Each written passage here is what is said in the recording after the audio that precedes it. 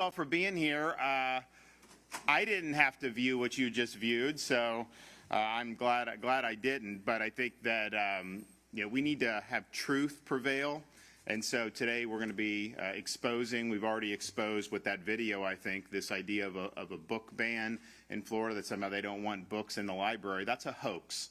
And that's really a nasty hoax, because it's a hoax in service of trying to pollute and sexualize our children.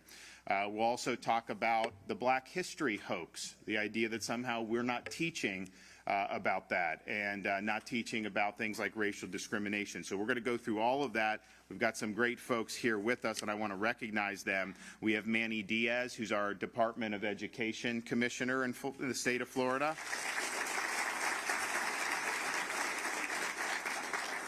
Tia Bess from Northeast Florida.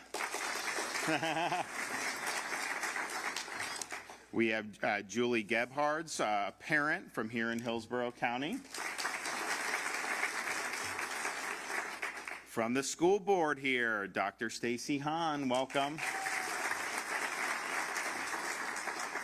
And her fellow school board member from the other side of the state in Broward, and I don't know who has it more difficult wading through those on those boards, but Tori Alston from Broward County. And then we have from the Central Florida Urban League, Glenn Gilzine. So thank you for coming. So we have seen over many weeks. So first of all, I think that video, I think some of the news had to cut the feed because it's graphic.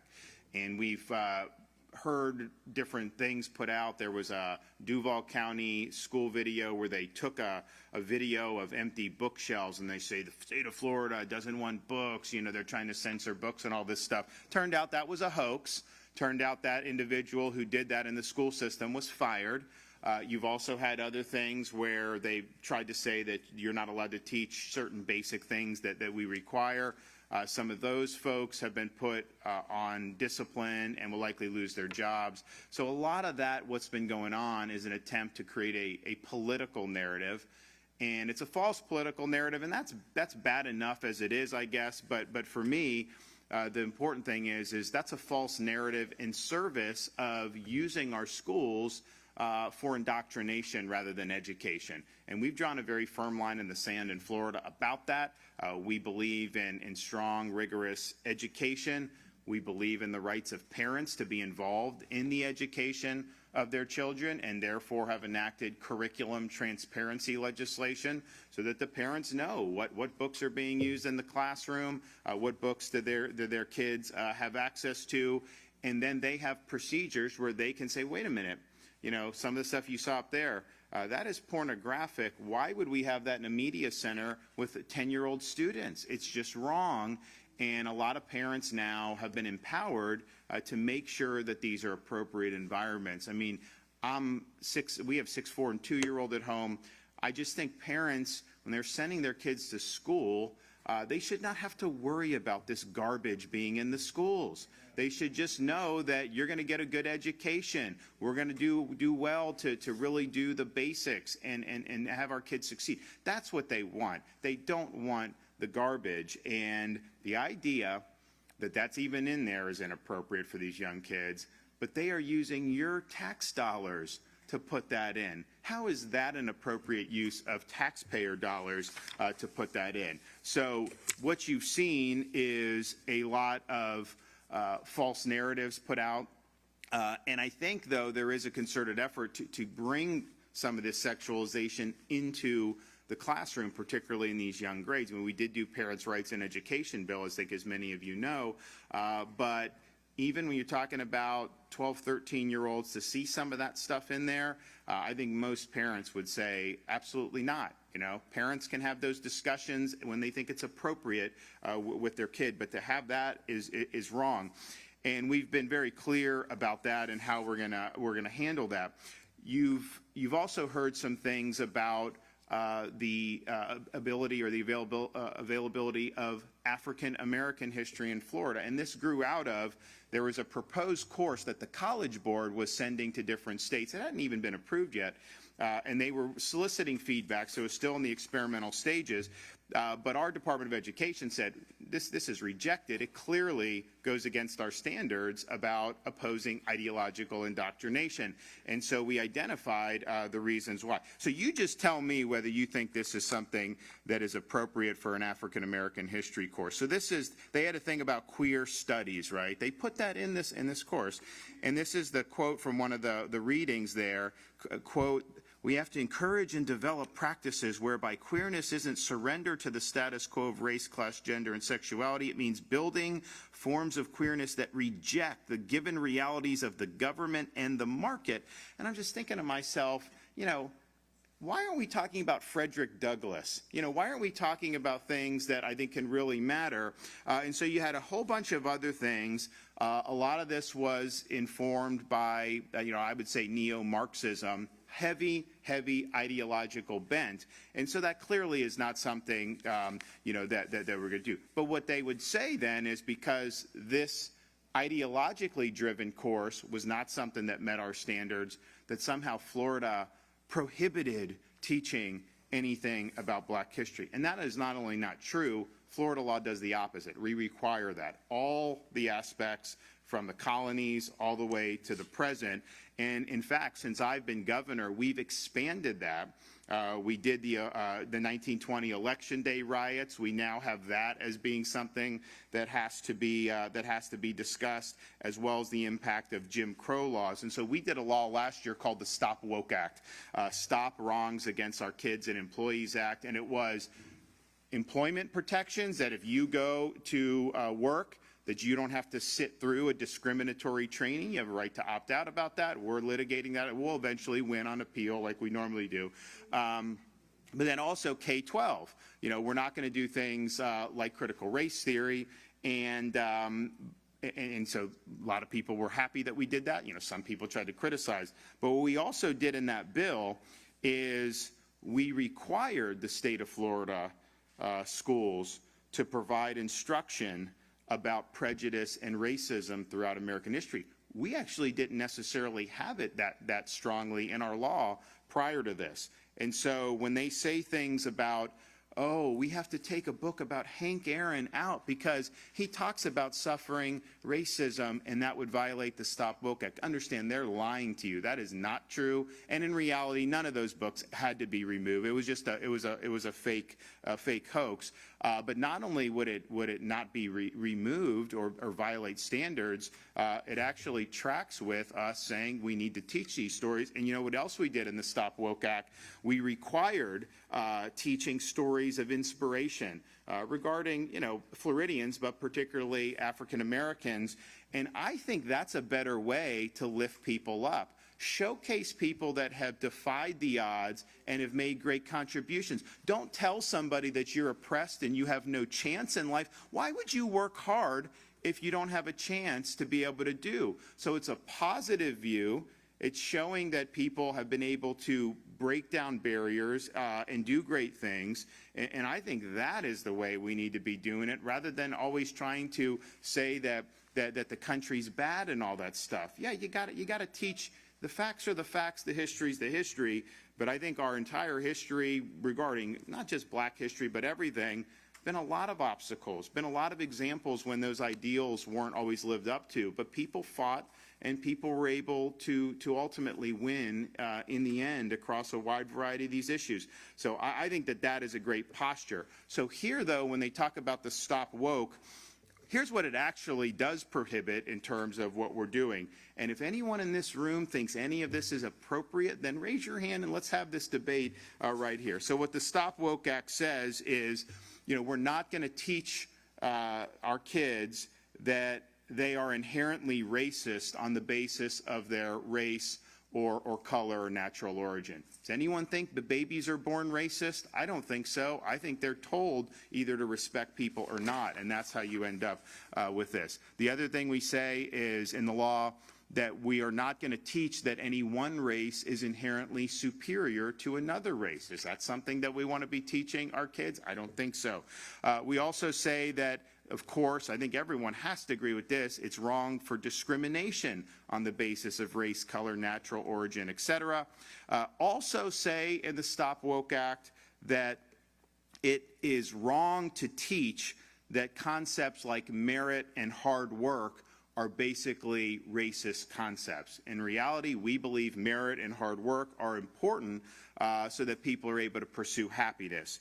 The fifth one, not allowed to impose responsibility for the past actions of members of the same racial group. So you have somebody in a classroom now, go back 200 years, someone may look like them. They are not responsible, some first grader sitting in the classroom for that.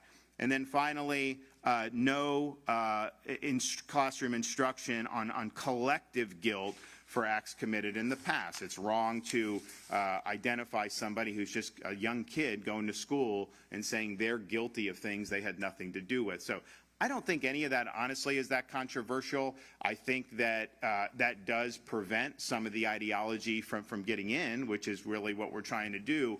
But on its face, I would very, very much doubt that you would find very many people who could stand up and make a case. But that's why you have things like this hoax, because they don't want to argue on the merits. And so they want to have this stuff with this AP course that has a lot of the ideology. That's what they want to have in there. But they don't want to have to argue all this on the merits. They want to be able to say, oh, no, Florida's not allowing to teach black history, all this. They want to try to do that because they think they're on better ground. Well, they're lying, and so that's not really good ground to be on, but they can't defend their positions on the merits, and so that's why you have this situation. You also have, in terms of the pornographic material, there were reports saying, oh, teachers are so worried, they may end up being charged with a third-degree felony for having books in their classroom. And just understand, that has nothing to do with the Stop Woke Act, has nothing to do with anything we've done since. There is just a long-standing Florida law, has nothing to do with even schools versus not schools. Long-standing Florida law says that it's unlawful for adults to provide pornography for minors. Does anybody disagree with that? Do we want to be in a situation where, of course not. So when they're citing that law, acting like somehow that's chilling what's going on in the library, it's been the law for a long time. I don't think it's ever been appropriate in the history of Florida for adults to be providing pornography to minors. And so that's just, that's the law. That's just, it is what it is. And I think that most people believe that we should keep it that way. They've also tried to say, because they say, oh, they're having to empty the libraries. They're having to cover books because of this and all this other thing. And that's a hoax as well. The Department of Education, when this was started to go out, they said, okay, tell us what you've actually done. Have there been books in a library, classroom, media center, whatever, that were pornographic or that didn't meet state standards? And so they were able to survey all the districts, and I think a lot of districts never had any problem, right? I mean, I think, but some did. 87% of the books that were identified as school districts as being problematic, they were pornographic, violent, or inappropriate for the grade level in some other manner. That's 87%. That's the bare minimum. And then there was a single school district that had 19 books that had violated the standards, but 94% of those books were removed from media centers. They weren't even in the classroom libraries, which is a good thing to do. And so there have been 23 districts that have had violations, mostly involving pornographic material. But the Department of Education went to, I think it was Duval County, said, hey, wait a minute. You have a beef with Hank Aaron or Roberto Clemente. Where are you getting this? Why can't we learn about that? Where in our law does it say? And of course, they didn't have an answer. I said, no. We're not taking Hank Aaron out. We're not taking Roberto Clemente out. And, look, if our kids only learned about Roberto Clemente and Hank Aaron, I think they'd probably do okay if you just studied their lives. So that's a hoax. That's a false narrative that they're trying to do. And when you were in, I know Duval County, what they did was they kind of waited to even indulge and follow the law for a long time. And so you ended up with a situation where kind of at the end of the period when they said, oh, we got to take all these books and review and all this stuff. And that wasn't necessary the way they did it. They chose to do it, I think, to try to get more maximum impact in terms of what we've been able to accomplish. And so we're going to hear from some other folks who are in this fight. But I think at the end of the day, We need to make sure that our education system is bringing us together. When you start putting that garbage that you saw in there, that is wrong. It's also very, very divisive for the community because parents look at that and they feel like they're sending their kids to a place that is waging war against their own basic values. And we can't have that in the state of Florida. So I'm glad that these folks are working on this. We're happy to be here to be able to say these reports, and we were cataloging them in real time, and you see them even on national television. You know, they will say things like, Florida does not want students to know that there was slavery in the United States, which is just an absolute lie. And are they not doing the 2 minutes of research to go? I mean, you can go on our Department of Education website. They list all this stuff out.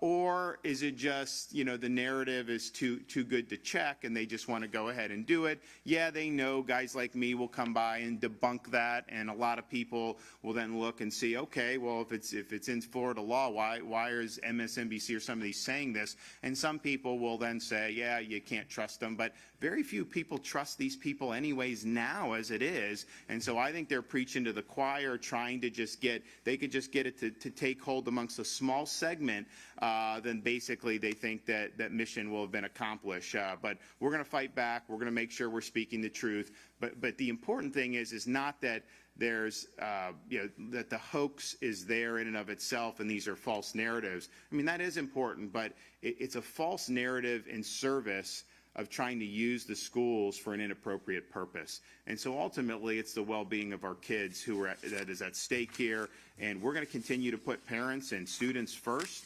We believe it's important, and we look forward to being able to continue that. Okay, got some more folks here that are going to come up and say a few things. So first we have Manny Diaz, our Commissioner of Education.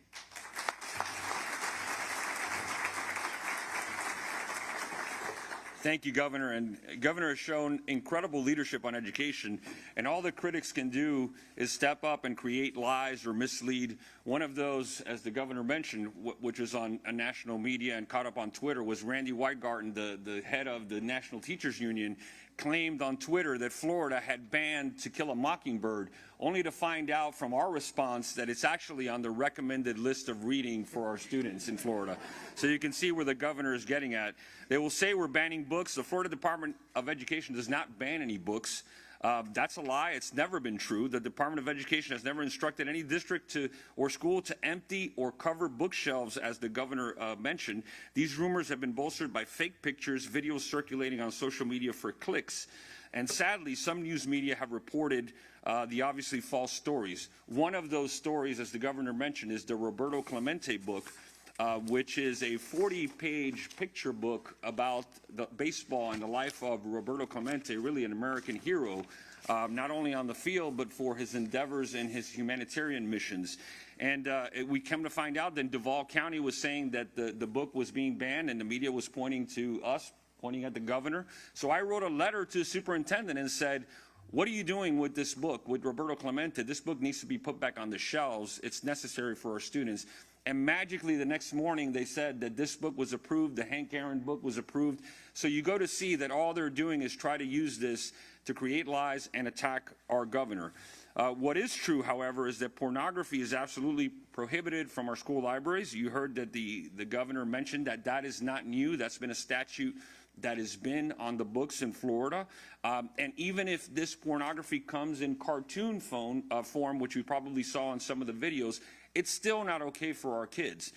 When the fact that the media on TV has to blur out the images or remove them because they might face fines, who thinks that would be okay to have at any of our schools, especially our elementary schools? So removing clear instances of pornography and sexually explicit materials, often within arm's reach of our youngest kids, is not book banning. It's protecting our children from harmful materials. The governor gave you the stats from the survey we did at the department. The majority of these things are pornographic, clearly, without a doubt. Any rational person can see that. And the fact that we have hundreds of individuals that have education certificates at our schools, they should be able to see that as well and know what books fall into that category. So education should be focused on academic excellence, the teaching of the truth, not indoctrinating children to become political activists. Our mission is to protect the tried and true historical approach to education that is presenting children with historically accurate content, and they can make their own great decisions and their own perspective. We must use this historical approach that has been part of our country for a very long time, and it's actually what's made our country great. It's served us for generations. Unfortunately, ideology has corrupted much of the education, gotten us off track, and you can see that the critics will continue to point at both book banning and these materials that are clearly pornographic, and also they want to talk about critical race theory and try to make it part of African American history. It's not. Critical race theory is rooted in Marxism, and you hear folks say that nobody understands that, no one should speak of it. It's clear. You follow the track. It goes back to critical theory. It goes back to the Frankfurt School. It was originally created to separate people by class, and they've adapted that to race. And as the governor mentions, we don't want this in any of our schools because we don't want to divide our kids, teach them to hate each other or to hate our country. And I think that having the examples that the governor showed on the AP African American history class and those things, we're not going to allow in Florida. We're not going to back down because we have a governor that leads and has our back when we're making sure that we're protecting our students in school and making sure that they get educated and not indoctrinated. Look, at the end of the day, as a father, a school teacher, school administrator, and now the Commissioner of Education, I trust our children. If we give them accurate and factual information, I trust that they will develop critical thinking skills and they can come up with conclusions on their own. The fact that you have folks pushing this agenda, whether pornography or critical race theory, just shows that those don't have merit and cannot stand on their own. Our kids can come up with their own conclusions based on facts. And so the most important thing is we need to let kids be kids, first of all, and we need to provide them with accurate information and education so that they can grow up and develop into productive citizens in Florida. I know that there's Spanish media here, so I'll say a couple of lines in Spanish for the benefit of Spanish media. Esto claramente que el gobernador está hablando aquí, está indicando, es una mentira. De los libros, como el libro de Roberto Clemente, nunca ha sido excluido de las escuelas. Eso ha sido una decisión local, es un teatro político para tratar de atacar al gobernador y al estado de la Florida. Aquí en el estado de la Florida lo que queremos es que los niños puedan ser niños, que no haya pornografía en nuestras escuelas, en las bibliotecas de nuestras escuelas y poder avanzar la educación y no endoctrinar a nuestros hijos y hijas. Así que le doy gracias al gobernador. Thank you, Governor, for your leadership and continuing to have Florida be the education state. All right.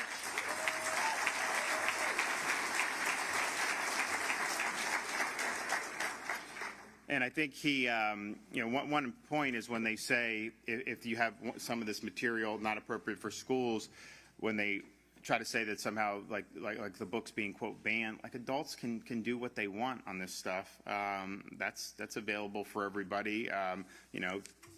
Some of that stuff would not be entertaining for me, but that's fine. I mean, you have the ability as an adult to make your decisions. But 8-year-olds, 9-year-olds, to have that thrust in them is not something that's appropriate. And, also Manny just mentioned, they try to, whatever they can use a cudgel against me just because I'm a target, that's fine. I do kind of chuckle, and I mentioned it yesterday. Whatever something happens in Florida, it could have nothing remotely to do with me. If they could try to make it bad, they put my picture up there. Florida does this. They did a thing. There was a legislator that filed a bill that the media, didn't like, and I said it's not something I support. Purportedly, that bloggers would need to register with the state under certain circumstances. So they'd be reporting on this, and they'd have my picture on there when this is not a bill that I've advocated for. It's not a concept I support. I don't support, but yet they do it because they get more clicks if they can rope me into it, and that's just kind of the way it is. Okay, we have Tia Bess. Come on up.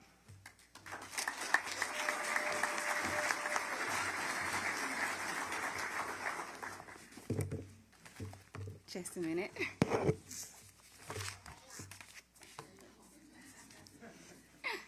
Thank you, Governor DeSantis, for keeping our schools safe and keeping our children safe as well. Let's give another round of applause for Governor DeSantis. So today I stand here as a mother, a wife, a patriot, and a concerned citizen. For years I was a lifelong Democrat, but I changed my political affiliation in wake of the COVID pandemic. When my son was 8 years old, at the time, he was actually 5 at the time. Right now he's 8. My son's school required him to wear a mask, a face shield, and sit behind plexiglass. They told me that I either had to mask train my son or potty train him. At the time, he was on the autism spectrum. He was speech and hearing delayed and relied on reading lips. But how can you thrive when you can't see anyone's mouth? And the more I became involved with my son's education, the more I started to see behind the educational curtain. My son was just a dollar figure. He wasn't an individual. It wasn't until I said enough is enough and I stopped and I took a stand. I decided to join a group called Moms for Liberty. Now, Moms for Liberty has been receiving a lot of negative information because people think that they're just for Republicans. People look at groups like this and believe that they're just for white Americans. Well, last time I checked, we're all Americans.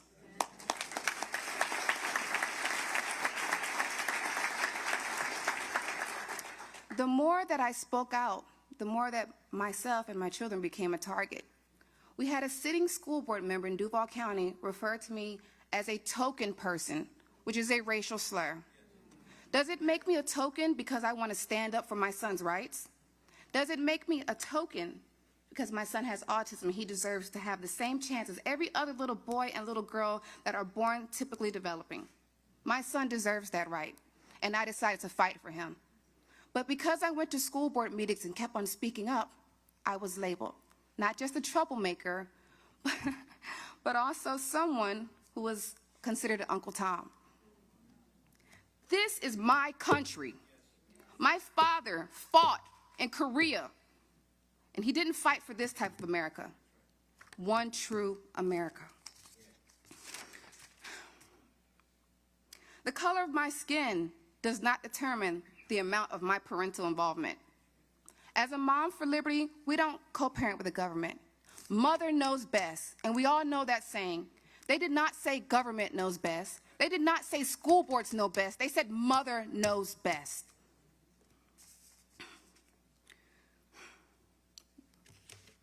I'm going to tell you a tale of 2 counties. See, we had to flee, and we are technically political refugees in our own county. I don't know, to think about it in America, right? We were being persecuted in our county for our beliefs, for standing up for the truth. And at the end of the day, we have to save the children. It's all about the children. They are our future. They are depending on us to stand up right here and right now. And when the history books are rewritten, what side will you be on? The books that I have here are very interesting. My daughter actually went into the school's library, because we changed counties. My daughter went inside the school library, and she found the book called A Court of Mist and Fury. She took a picture of it. She sent it to me with the school's barcode and my daughter's hand, and I'm sure I know what my daughter's hand looks like. It was not photoshopped. And we had a school board member tell us that this was misinformation. Well, I'm tired of that word, misinformation. It's called the truth. I have 2 things in my hand.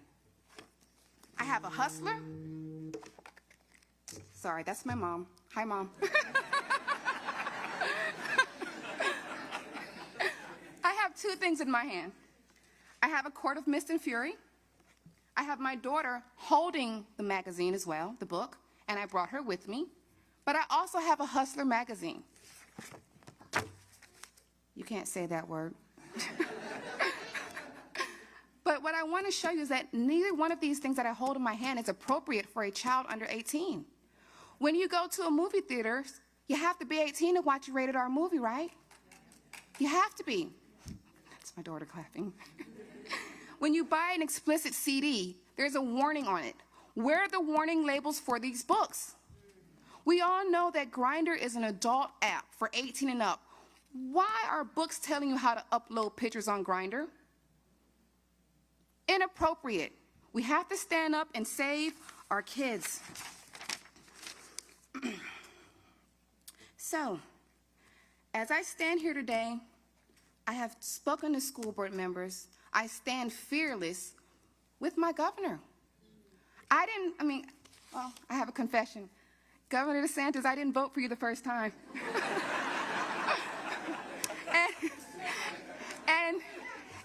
And I speak of this as a woman of color because we're taught that if you look like me, you have to vote Democrat. We're taught that in schools. We're taught that Republicans only care about the rich. Republicans are only white and well off. That's incorrect. That's misinformation if we're going to use that word in proper context.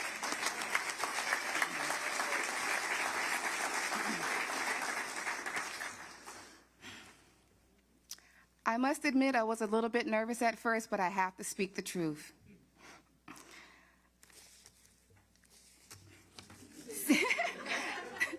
CRT does not belong in schools. It does not. And for myself, at first, I would watch the news and I said, what is CRT? I have kids. I have 3 kids. I have a farm. I have chickens, pigs, goats. I have a lot on my plate. But I had to do the research myself.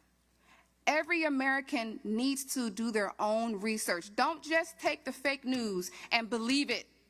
Do it for yourself. Don't take my word for it. Go buy these books yourself.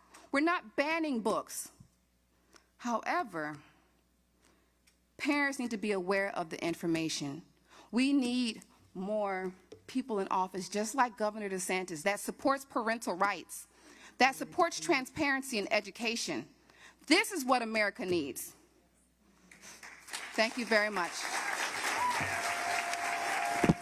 Outstanding. Thank you. Great job.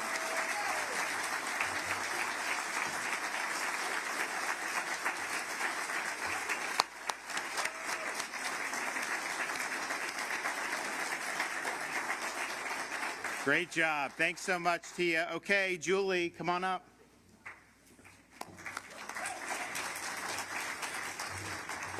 Well, good morning. It's an honor to be here, and I have a heightened appreciation for the opportunity to speak in a setting where I don't believe my mic will be turned off.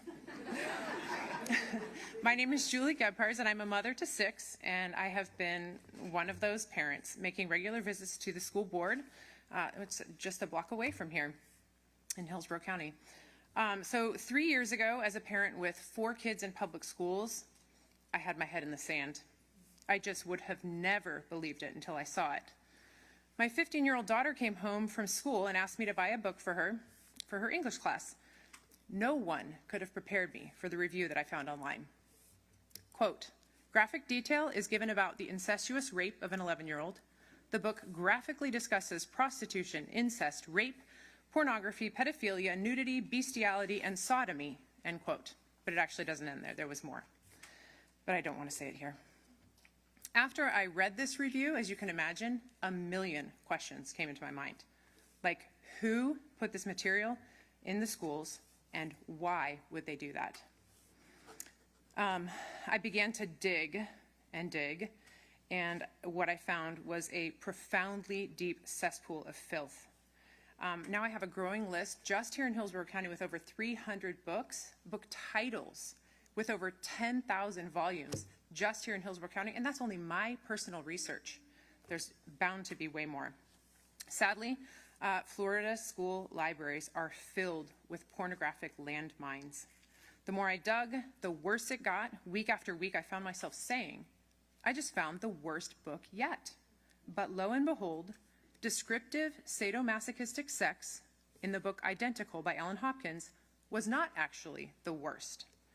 Incidentally, we have over 400 of her books in our libraries, all with the same themes: glamorizing drugs, sex, self-harm, and suicidal ideation. Glamorized. Can it get worse than this? How about a detailed description, multiple detailed descriptions of exceedingly violent, incestuous sexual assault by a mother and her father who raped her in Push by Sapphire. We have 10 copies here in Hillsborough County. I probably don't need to mention Genderqueer. I think everyone's familiar with that book, but of course we have that here too. Oh, and a graphic novel. You won't believe this. It depicts a satanic orgy. That is in Sumner High School right here in Hillsborough County. Volumes 1 and 2. Finally, I end on the book titled This Book is Gay, which contains detailed instructions for oral sex and every other type. This book destigmatizes pedophilia in the chapter titled The Ins and Outs of Gay Sex. The book even contains 5 steps for using a sex hookup app, telling kids that, quote, the benefits are obvious, quick, easy, and uncomplicated sex, end quote. It is in a middle school library here in town. In fact, just 2 days ago, I learned that the appeal to my original book challenge went to a district-wide committee, and that committee had head media specialists, both head media specialists of Hillsborough County, and all kinds of school district leaders with titles here in Hillsborough County. That committee came to the same conclusion as the school committee, which was to keep This Book is Gay in the middle school. Clearly, we need a strong, fearless leader to take a stand against the ideologues and hold them accountable. We must have legislation without loopholes. There are some bad actors in our schools who will try to exploit every little loophole. And it is simply not fair to hastily slap on the book banner label. For heaven's sake, huge book retailers and public libraries everywhere are proactively filling end caps with these banned books, available to anyone. How ironic. It is simply a lie to say these books are being banned. Like every school in America is banning Playboy, right? Let's hope so. This is about discretion. Schools should not be able to approve harmful literature. This is educational malpractice. We saw in November the will of the people expressed in the landslide victory for our governor. I personally voted for him in large part because of his stand with parents against the indoctrination of our youth. We are now asking our legislators and our governor to continue to do all that they can to create a safe place for our kids to learn and to hold ideologues and bad actors accountable for their decisions. Thank you, Governor DeSantis, for giving a megaphone to parents who have had their mics cut off. Thank you for fighting to protect children from school libraries that are filled with pornographic landmines. Thank you for maintaining common sense.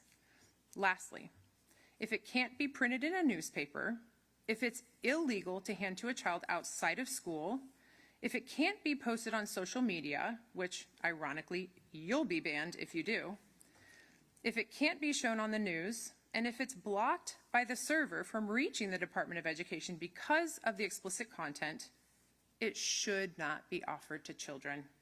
Thank you. And Governor DeSantis, the parents of Florida, thank you. Thank you. Great job. Thank you. Okay, Dr. Stacy Hahn, Hillsborough School Board.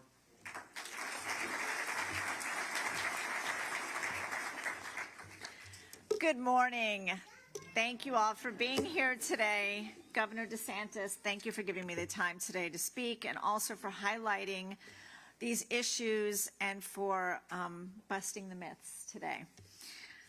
So when I am a Hillsborough County School Board member, and when I watched the video today and I listened to Julie just now, and I hear about these books being in Hillsborough County Public Schools, it not only makes me sad for children and parents, but it makes me very angry as a parent and a school board member. Sexually explicit material has been something I've been fighting against for the past year, specifically, obviously, in our schools. Working with organizations like CCD Florida, Lee Cardin, working with Julie Gephardt, who comes to every school board meeting. Thank you, Julie. You have a family of your own. This takes time away from her family. Your passion is inspiring to me as a school board member. It is very difficult to be in the minority on a school board. As much as I fight, I have one vote. So that's a lot of the times that is why you see Hillsborough County on lists where these books can be found. I have been working with countless individuals in our community, and I've been speaking with parents all across Hillsborough County who are very concerned. Parents entrust schools with their children. They trust that we'll keep them safe. They trust that we'll teach them how to read and write and do math and understand science and be good citizens. And I work very hard to do that each and every day.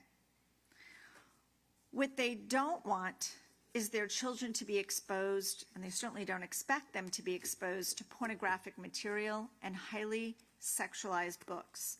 They don't want their children sexualized when they go to school.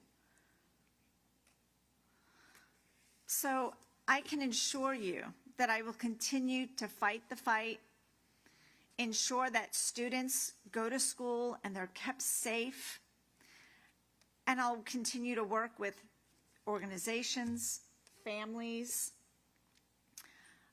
across Hillsborough County, across this country, and hold this district and the superintendent accountable when we do find these materials in our schools. They're not in high schools and just middle schools. We have K-8 schools where these books are in those libraries. And I often ask our district superintendent and staff, how are you ensuring that a first grader isn't pulling these books off the shelves in a K-8 library? And I don't get a very clear answer. There is no safeguard in place. That's concerning. As a parent and a school board member, I do want to thank the governor today for being here, for protecting children, for protecting parental rights. I also want to thank him because I'm so proud to say I live in Florida. I'm proud to live in a free state that is a beacon of freedom for states across this country.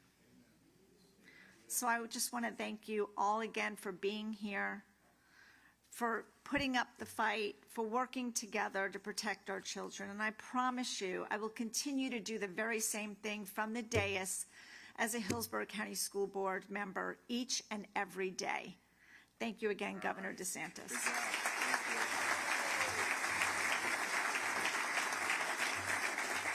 Thank you. And I think the main issue is what both the last few speakers have pointed out, how inappropriate it is to be having this. Kids should not be exposed. Parents don't want that to happen. But, you know, it's also an opportunity cost with the school. Every minute you spend focusing on some of this pornographic stuff, that's less time you're spending on doing the things that really matter to our kids in terms of them getting the education they need and math and reading and all these other things. And so it's the only way you make that decision, in my judgment, is if you're putting your own agenda ahead of the well-being of the students. And that's what we see too often. Well, these issues are important. Probably the belly of the beast, or one of them, has been down in Broward County. And we had a shakeup on that school board. And basically, it was a response to the Parkland massacre when I became governor. We removed the sheriff of Broward County, and then we started a statewide grand jury looking into Broward and other districts about their school security practices. The report ended up finally coming out. It's like they really worked to delay it, recommended the suspension of, I think, 4 or 5 Broward school board members, and so we would do that. We were able to get really a reform board in there for the first time in a long time. Now they've had elections, so it's shaken back up a little bit, but Tori Alston has been there really fighting the fight in territory that sometimes is difficult. Although I would say we did a lot better in Broward than Republicans used to do, so maybe the times there are changing. So Tori, come on up.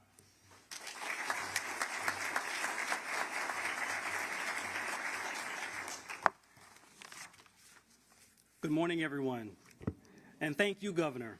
I am honored to join you for this conversation. I am honored to stand with you today as we clearly correct many of the false narratives that I've heard around the state and around the country, and particularly down in South Florida. As a former Broward County Commissioner and former chair of the Broward School Board, and still serving on the board, Governor, thank you. I know your heart, Governor. I've seen your bold vision, having worked under your leadership in state government. In Broward Public Schools, I too have seen inappropriate material in our classrooms, and I'm proud that we removed graphic material that no one in elementary or middle school should have been exposed to. As a father of a 7-year-old and a 5-year-old, and just like other parents, we know what's best for our children, and we trust our kids, and we must continue to empower our parents. Let me be clear. The narrative also on, quote, book bans on Black history or key Black leaders in our public schools is completely false. In Broward schools, the nation's 6th largest school district, Governor, it's completely false. And I know personally. As an African-American leader in South Florida, I have been very clear. This administration supports African-American history, as we know that actual African-American history is a significant part of American history. This administration supports Black history, women's history, Hispanic heritage, along with so many other key parts of our country's rich history. As one of several conservatives on the Broward School Board, I can attest, Governor, and you're right, that the law was passed back in the mid-1990s mandating African-American history instruction in all school districts, and it is alive and well.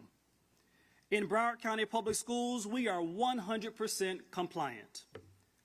I know the governor and this entire administration supports following state law, and I will continue to work with my colleagues down in Big Blue Broward, but we've cracked it a little bit, Governor, to ensure that we do our part. Governor, you can count on us down in Broward. As I close, Governor, thank you for again being very clear that sexual and graphic material has no place in our classrooms. Thank you for your boldness and leadership, clearly outlining that inappropriate material has no place for a 1st grader or a 6th grader. And thank you, Governor, for correcting this narrative on many of the, quote, book ban myths that we've heard all across the state. Governor, I am always proud to stand with you, and thank you, sir, for your leadership. All right, great job.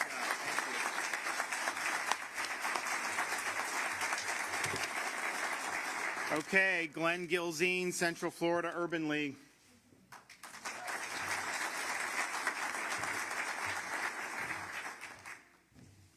All right. So, the challenge is, when you go last, everybody takes your talking points. Everybody takes everything, right? I want to thank the governor, thank the commissioner for your outstanding leadership. But I got to start off with this one quick quote.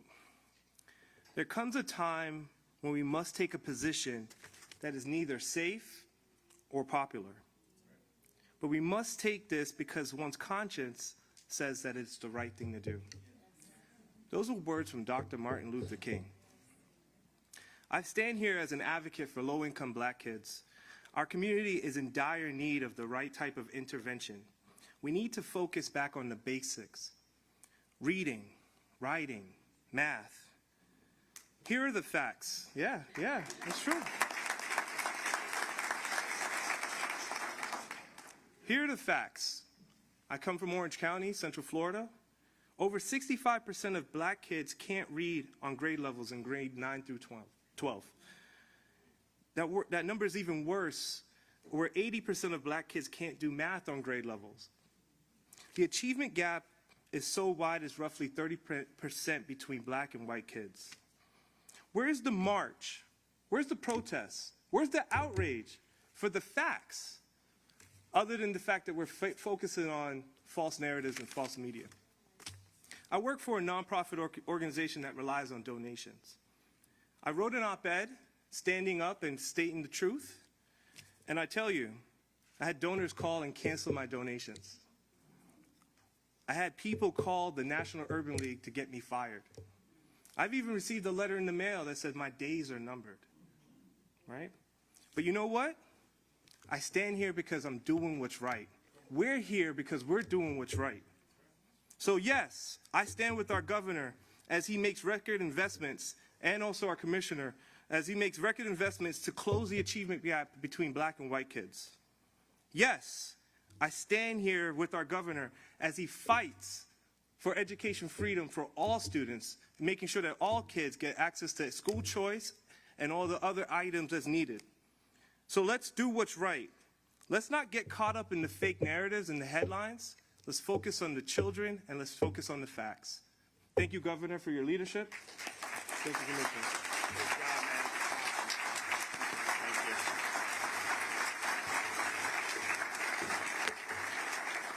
Well, I just say, I think we've had an excellent group of speakers today. I think it's all been very persuasive and really, I think, invigorating and unifying to say that we've got a lot of work to do. Let's do the basics. Let's get the basics right in our schools and make sure that our kids are able to thrive. And let's not allow the type of stuff that you saw on that screen before we started this press conference. And I think if we had the entire state of Florida somehow either sitting in here or watching that, I don't think there'd be very many people who, honest to goodness, believes that what was up there is appropriate for our schools. So I said we just started the legislative session yesterday. We were able to, we've got big opportunities ahead of us. We have are in kind of an enviable situation as a state. I mean, we're the fastest growing state, #1 in net in-migration, #1 for education freedom, #1 for new business formations, #1 for economic growth amongst large states, second lowest tax burden, second lowest debt burden, big surplus, on and on and on it goes. And honestly, we could just rest on our laurels if we really wanted to, but that's just not the right thing to do. So we're going full speed ahead. We've got great stuff on the horizon over the next few months. And as I said yesterday, you ain't seen nothing yet.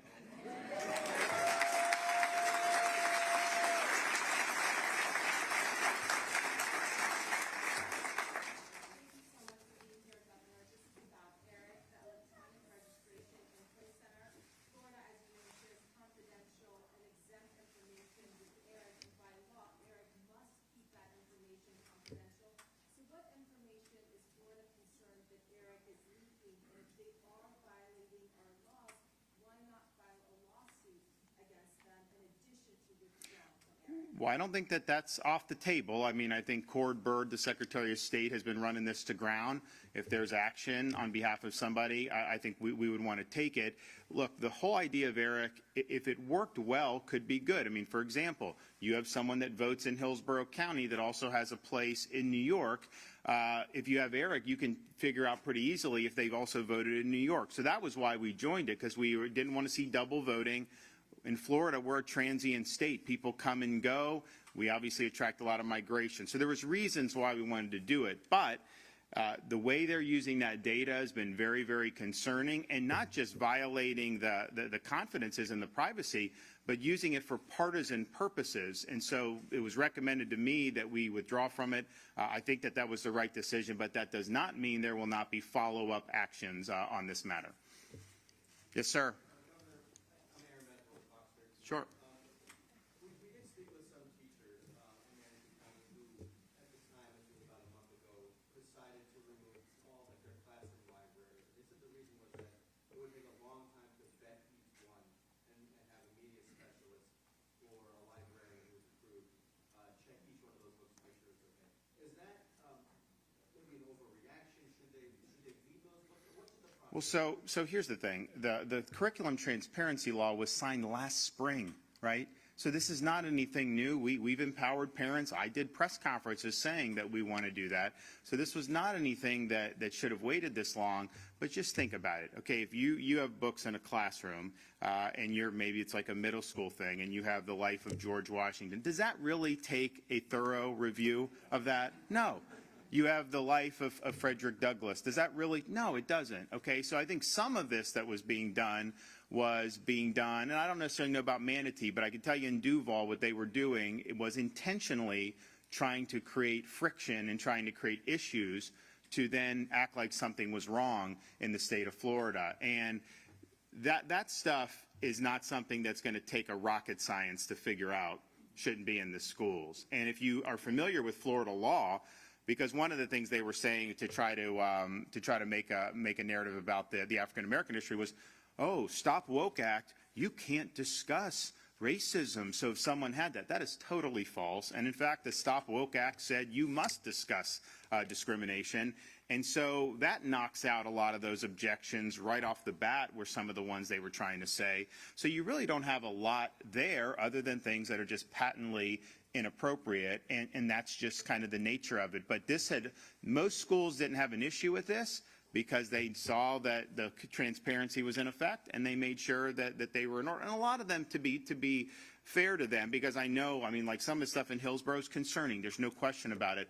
But the vast majority of the school districts in Florida are not ordering those books. That's a good thing that they're not trying to do that. So we're focusing on some of the problems, and we need to rectify those. But we should also just point out that the vast majority of school districts have been doing it right, and they've been sensitive to what's appropriate and not appropriate, and I think the parents are pleased in many parts of the state. Yes, ma'am.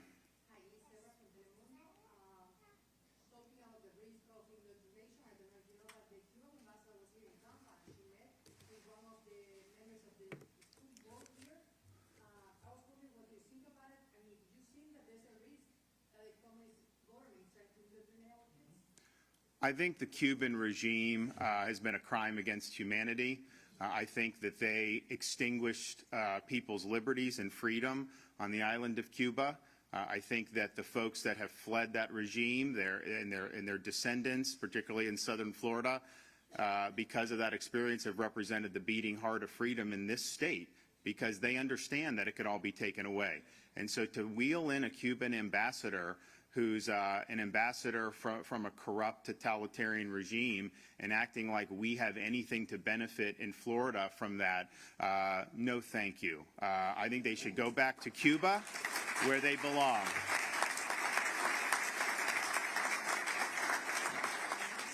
Governor, you tweeted yesterday about Novak Djokovic. I'm a huge tennis fan. I'm going to the Miami Open. I'd love to have a chance to see Djokovic, but he did get deported from Australia after getting all of the different permissions that he requested.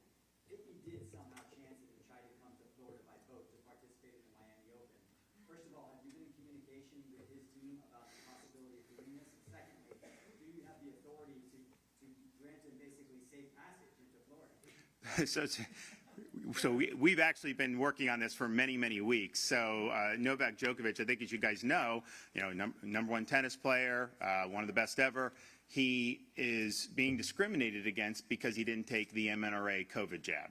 And he never wanted to do it from the beginning. And you know what? There are people in Florida who never wanted to do it, and we fought for your right to make that choice without losing your job or having this stuff. And so not only has he not wanted to take it, we now have the data to show these booster shots aren't preventing you from getting infected. People get infected anyways. And so, it's like, okay, now you have this rule, and we're one of the only countries in the world that has this rule that you have to show shot records to come in as a foreign visitor on an airplane. Never mind, Djokovic has already had COVID. There's something called natural immunity, which the CDC didn't want to recognize, but we all know is a fact of life. And so he poses zero risk to the United States, zero risk to the state of Florida, and zero risk to Miami. So he should be allowed to compete. Now, I would run a boat from the Bahamas here for him. I would do that 100%.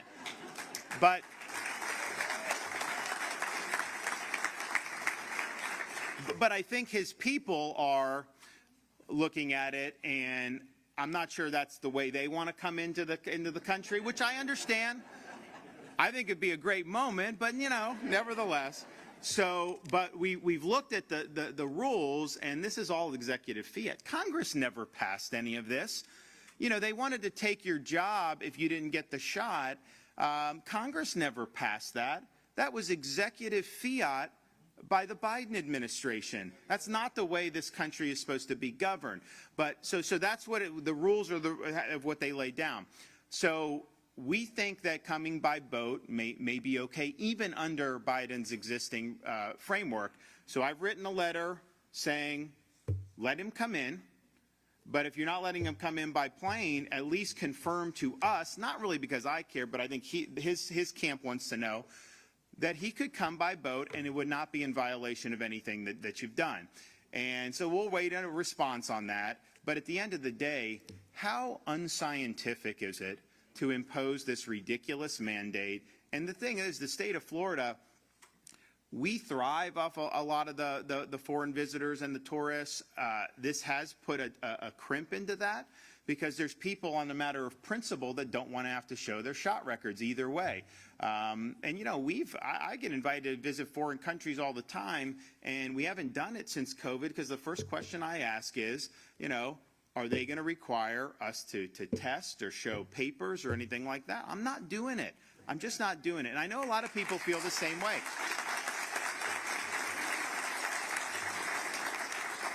But it is wrong to discriminate against somebody based on the choice they've made regarding this. It was wrong when the shots first came out and everyone said that they were going to work and end COVID.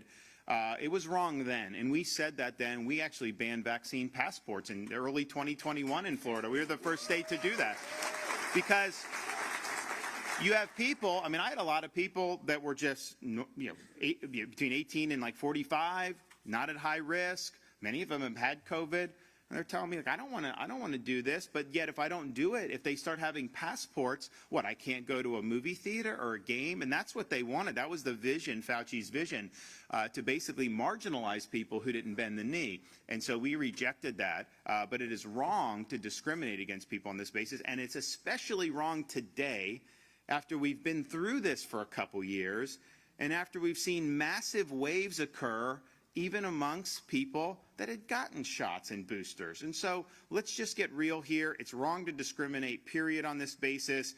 But how unscientific is it to cling to this particular mandate when we know that people are getting infected and people are spreading it, regardless of the booster shot? So I hope he's able to play. I hope that the president will, you know, not necessarily even grant him special. I think what he should do is just repeal the rule. It's not a good rule, and it's not something that makes sense. And we're one of only a handful of countries that do it. But I would just reflect on this: the fact that they're still clinging to the fact that they were in court down in Miami a month or two ago, arguing for the reinstatement of the air travel mask mandate. They want that reinstated. They were arguing for that. You know, the fact that they're still trying to do that, what I think that could tell you is, if it wasn't for Florida standing up and saying no, they would have won on those issues and so many more issues. We would be in a situation where you would have to be showing these papers to go to a different state or all these other things. I mean, we would basically be in a biomedical security state. And Florida was the impenetrable roadblock to the Faucian vision that they had for this country. And so it's not just, yeah, I had to lead the charge, but we had a lot of Floridians who took pride in us bucking these elites and us saying, not on our watch. Okay, thanks, everybody.